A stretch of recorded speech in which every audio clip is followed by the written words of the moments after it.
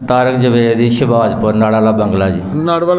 उम्र बच्चे दी किन्नी सी? 24 साल जी। 24 साल। ते की मसला दस रहे सी, जरा अपनी जबान नाल दस दिओ। ਉਹ ਦੱਸ ਰਹੇ ਸੀ ਉਹਦੀ ਲੱਤ ਨੂੰ ਕੈਂਸਰ ਹੈ ਜੀ अच्छा ਤੇ ਤੁਹਾਡੇ ਕੋਲ ਆਏ ਆ ਤੀਸਰੀ ਦਫਾ ਆਏ ਆ ਤੇ ਅਲਹਮਦੁਲਿਲਾ ਭਾਈ ਠੀਕ ਹੈ ਜੀ। अच्छा माशाल्लाह माशाल्लाह। ते रिपोर्टां कित्थों कित्थों करवा चुके सी? किस किस शहर च किस किस अस्पताल? ਰਿਪੋਰਟਾਂ ਕਰਾਈਆਂ ਜੀ ਲਾਹੌਰੋਂ, अच्छा ਇਮਰਾਨ ਦੇ ਹਸਪਤਾਲੋਂ, ਉਸ ਤੋਂ ਬਾਅਦ ਅਲਾਈਡ ਹਸਪਤਾਲ ਚੋਂ, ਫਿਰ ਆਪਣੇ ਫੈਸਲ ਹਸਪਤਾਲ ਦੇ ਵਿੱਚੋਂ ਜੀ।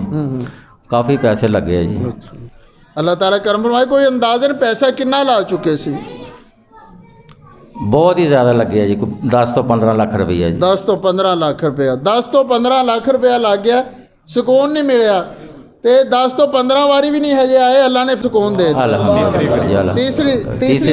ਤੀਸਰੀ ਮਰਤਬਾ 10-15 ਵਾਰੀ ਇੱਥੇ ਆਏ नहीं हजे, 10-15 ਲੱਖ ਲੱਗ ਗਿਆ ਤੇ ਤੀਸਰੀ ਮਰਤਬਾ ਆਏ ਨੇ। ਅੱਲਾ ਦੀ ਜ਼ਾਤ ਨੇ ਸਕੂਨ ਅਤਾ ਫਰਮਾਤਾ ਔਰ ਉਸ ਮਰਜ਼ ਤੋਂ ਸਕੂਨ अता किया रब ने। दरूदे पाक का सदका जिन्होंने डॉक्टर ला इलाज कहते हैं। अब आप अपने इलाके में दरूद शरीफ तुसीं पढ़ाने की कोशिश कर रहे हो? इंशाअल्लाह जी, इंशाअल्लाह। खुद भी पढ़ रहे? खुद भी।